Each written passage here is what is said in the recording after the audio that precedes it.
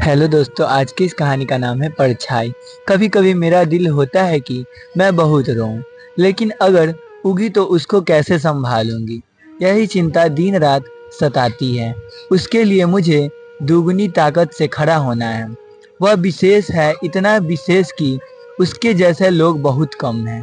बाहर सूरज जब उगता है तो नए दिन की शुरुआत होती है। एक ऐसे ही दिन एक सूरज उगा और उसे मैंने अपने ग्रीव के अंदर महसूस किया। मैं बहुत खुश थी। एक और परिवार के सदस्य के आने के बाद मेरा परिवार संपूर्ण हो जाएगा। हर खाने पीने की कमी एक से बढ़कर डॉक्टरों की सलाह के अनुसार पूरी हुई थी। मैं उसे महसूस करती थी, अपने किसी जन्मजात अंग की तरह, जैसे मैंने उसे बचपन से ही ओढ़ लिया था। माँ बनने के बाद मैंने जाना कि हमेशा से ही माँ जैसे किरदार में ढली हुई हूँ। राधिका के बाद एक और बच्चे की कमी महसूस होने लगी थी। जब वो खेलने के लिए बाहर जाने की जिद करती, हर समय वह सामने वाले आहूजा अंकल के घर रहना चाहती। यहाँ तक कि उसने खाना भी छोड़ दिया था, उन्हीं के घर खाने लगी थी। वह खेलते खेलते वही सो जाती। तब मैं अक्सर खुद से सवाल करती थी, क्या मैं एक अच्छी माँ नहीं हूँ जो वो मेरे साथ रहना नहीं चाहती? क्या मैं इतना अच्छा खाना नहीं बनाती जितना आहूजा आंटी बनाती है? क्या मेरे अंदर ममता की कमी है? ऐसे बहुत से सवाल मेरे मन में उगने लगे। फिर धीरे धीरे मैंने जाना, आहूजा के दो पोते और पोती जिनके साथ राधिका को खेलना इतना ज़्यादा पसंद था कि वह अकेली रहना नहीं चाहती थी। एक से एक महंगे खिलौने के बीच भी मैं उसे बांध नहीं पाती। बहुत कोशिशों के बाद मैंने आकाश को मना ही लिया। दूसरे बच्चे के लिए बच्चे को अल्ट्रासाउंड में अंदर घूमते देखकर मेरी आंखें इतनी ही नम हो जाती थी जितनी कि राधिका के साथ समय तक मैंने जाना कि माँ अपनी भावनाओं को दो बच्चे में बांट नहीं सकती। उसका प्यार घड़े की तरह हमेशा भरा ही रहता है। उससे चाहे कितना भी निकालो, दोबारा लबालब हो जाएगा। जैसे जैसे तरुण बड़ा होने लगा, मुझे ऐसा लगा कि राधिका के मुकाबले वह कम हाथ पैर से चलाता था। मैंने और अच्छे से उसकी मालिश करना शुरू किया। धीरे धीरे समझ आया, वह आवाज़ को सुनकर भी रिएक्ट कम करता है। आँखें की पुतलियाँ अधिकतर स्थिर रहती है। जिस तरफ देखता है वही ताकत रहता है। वह किसी चीज़ को पकड़ने की कोशिश नहीं करता। मुझे उसकी चिंता सताने लगी। मैं दिन रोज अस्पताल की चक्कर लगाती। शुरुआत में डॉक्टर ने कहा कि कुछ बच्चे थोड़ा लेट बोलते हैं, लेट सीखते हैं। उसका भी इंतजार किया। पूरे 2 साल का होने के बाद भी वह ढंग से चल नहीं पाया। मैं जब कोई खिलौना उसकी तरफ बढ़ाती, वो देखने बाद भी अपना हाथ नहीं बढ़ाता। तब मेरे पास आंसुओं के सिवा कुछ नहीं होता। शायद यह सस्ता खिलौना इसको पसंद ना हो। मैं महंगे से महंगा खिलौना ये सोचकर उसके लिए लाई। क्या पता वो चलाए। मेरे डॉक्टरों के यहाँ चक्कर लगाने में तेजी आई। मैं सुबह घर से निकलती और शाम तक घर पहुँचती। जो कहीं भी बताता मैं वहीं जाती। हल्की सी रोशनी की तलाश में मैंने दूर दूर तक चक्कर लगाए। मैं जैसे अपने पूरे परिवार को भूल चुकी थी। राधिका को भी क्या करती। आकाश चिल्लाने लगे। उनका चिड़चिड़ापन बढ़ने लगा। उन्होंने अब मेरे साथ जाना छोड़ दिया था, भाग्य समझकर। पर मैं तो माँ हूँ, अपने बेटे के लिए आखिरी दम तक भाग्य से लड़ती रहूंगी। जब उसके साथ के सभी बच्चे स्कूल जाने लगे तो मैंने भी उसका एडमिशन प्ले स्कूल में करवा दिया। मेरा बच्चा 2 साल बाद भी नर्सरी में पढ़ने लायक नहीं हो पाया। वो सब कुछ समझता है, सब कुछ जानता है, पर कभी कभी नहीं बोल पाता, नहीं बता पाता उसे कब सुसु आया है और कब उसे पॉटी आई है। मैं जल्दी अपने घर का काम खत्म करके इसी इंतजार में रहती थी कि अब उसके स्कूल से बुलावा आ जाएगा। कितना मुश्किल होता है यह सुन लेना कि आपका बच्चा नॉर्मल नहीं है, दूसरे बच्चे की तरह उसकी ग्रोथ नहीं है। माफ़ कीजिएगा, लेकिन हम उसे अगली क्लास में नहीं भेज सकते। आज कितना मुश्किल होता है यह सुन लेना कि आपका बच्चा नॉर्मल नहीं है, दूसरे बच्चे की तरह उसकी ग्रोथ नहीं है। माफ कीजिएगा, लेकिन हम उसे अगली क्लास में नहीं भेज सकते। आज जब उसके साथ के बच्चे को पढ़ते खेलते देखती हूँ तो मुझे अपने तरुण के लिए बहुत दुख होता है। इसीलिए नहीं कि ईश्वर ने मुझे उसकी माँ के रूप में, इसलिए कि मेरे बाद उसका क्या होगा। सोचती हूँ तो अंदर तक कांप जाती हूँ। ये विचार जब भी आते हैं रातों की नींद गायब हो जाती है। मुझे याद आती है कौशल्या ताई जो पड़ोस में रहती थी, उसका 10 साल का बेटा जो रोड एक्सीडेंट में अपाहिज हो गया। उसकी रीढ़ हड्डी टूटी थी, पर 20 साल तक कौशल्या ताई के चलते कभी नहीं लगा वो अकेला है। एक दिन अचानक उनके जाते ही वो 4 महीने भी नहीं जी पाया। मैंने देखा था उसे कड़कती धूप में खाट पर लेटे, उसके चेहरे के आसपास मक्खियों को भीगते हुए, कभी देर तक मल में पड़े चिल्लाते, कभी चिंता का असर मुझ पर दिखने लगा। मैं खुद को बीमार महसूस करने लगी। बहुत जल्दी थकान और अचानक मेरा वजन बहुत कम हो गया। पेट फूलने लगा था। कई बार तो रो कर पड़ोसियों ने पूछा, क्या तीसरा बच्चा आने वाला है? मैंने कोई ध्यान नहीं दिया। धीरे धीरे मेरी आंखों का रंग पीला हो गया। पूरे शरीर में खुजली, एड़ियों में एरिया और बाथरूम का रंग बिल्कुल संतरे के रंग जैसा। टालते टालते आकाश की जिद के सामने नहीं चली। मुझे डॉक्टर के पास जाना पड़ा। मुझे पहले ही पता था कि डॉक्टर के पास जाने का मतलब है बहुत सारे टेस्ट और दिन रोज लगते चक्कर, जिनसे मैं परेशान हो चुकी थी। अगर तरुण की बात होती तो ठीक था, लेकिन अपने लिए मैं लापरवाह बन जाती थी। टेस्ट के रिजल्ट आने से पहले उसने कुछ नहीं कहा, जैसे कि डॉक्टर हमेशा करते आए हैं। 7 दिन बाद रिपोर्ट आई तो मैं अंदर तक डर गई। लीवर सिरोसिस, जिस बीमारी का नाम मैंने आज तक नहीं सुना था, क्या मुझे ही होनी थी? कहते हैं ज़्यादा शराब पीने से होती है। मैंने तो उसे कभी हाथ भी नहीं लगाया। क्या कहा जा सकता है? कितने दिन और जीऊंगी? आखिर आखिर जाना तो सभी को है, लेकिन तरुण को छोड़कर जाने का दिल नहीं होता। मेरे बाद उसका ध्यान कौन रखेगा? कौन कहेगा बहुत देर हो गई तुमने कुछ खाया नहीं? कौन उसके मुंह से गिरती हुई सब्जी को किसी रुमाल से पोंछेगा?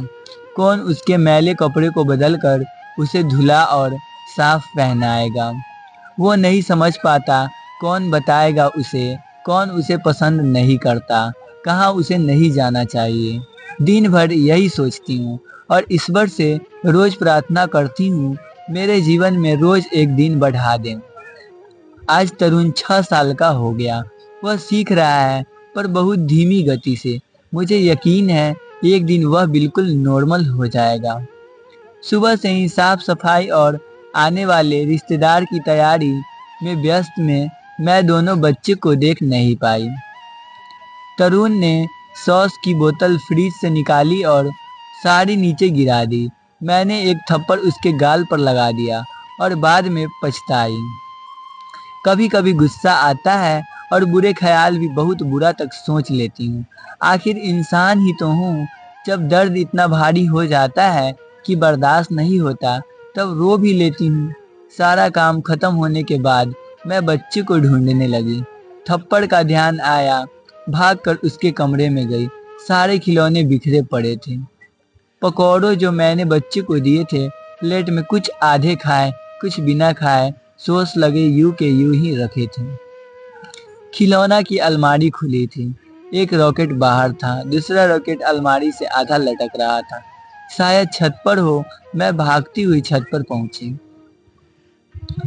आसपास टंकी के पीछे, जहां अक्सर ही दोनों छुपकर खेलते हैं, कहीं कोई ना दिखा। मेरे पैरों की रफ्तार और तेज हो गई। दुगनी गति से नीचे आई, दोबारा कमरे में गई, चप्पलें ढूंढी। एक एक चप्पल की जोड़ी गायब थी। बाहर के चौक मैंने डस्टबिन के पीछे झांक कर देखा, जहां कोई छुप नहीं सकता। मेन गेट खुला था, बाहर तो नहीं निकल गया। बराबर वाली सरोज के घर पहुंची, शायद वहां खेलने के लिए चले गए हों। पर नहीं, उसका यह कहना, यहाँ तो कोई नहीं आया, जैसे मेरी जान निकल गया। अगर उनका बेटा भी बाहर रहा होता तो लगता सभी साथ खेल रहे हैं। कहाँ चले गए दोनों? मैं अपने काम और रिश्तेदार पर बड़बड़ाने लगी। किशोर उसके घर, बड़े बच्चे कभी नहीं जाते, उसके घर भी मैंने इस आस से पूछ लिया, क्या पता वो हाँ कर दे। हर पड़ोसी से मैं हाँ सुनने के लिए तरस गई। दिमाग ने काम करना बंद कर दिया। फोन जिसे मैं अपने साथ नहीं लाई थी, भागकर घर पहुंची। आकाश को फोन किया। आकाश, बच्चे कहीं नहीं मिल रहे हैं, शांति से ढूंढो, कहाँ गए होंगे। तुम चिंता मत करो, मैं अभी रवि को भेजता हूँ और थोड़ी देर में मैं पहुंचता हूँ। तभी किशोर ने आकर कहा, आप पीछे गली वाले पार्क में क्यों नहीं देखा आती, झूले लगे हैं, शायद वहां हो। मैं लगभग दौड़ती हुई पार्क तक पहुंची। चारों तरफ निगाहें दौड़ गई। साइकिल के पीछे, पेड़ के पीछे, उस मोटी औरत के पीछे, हर जगह नजरें ढूंढी बच्चे को पा लेना चाहती थी। तभी नजर पार्क में बने छोटे से जिम पर गई। एक्सरसाइज का झूला जिस पर तरुण बैठा था और राधिका उसके पास खड़ी।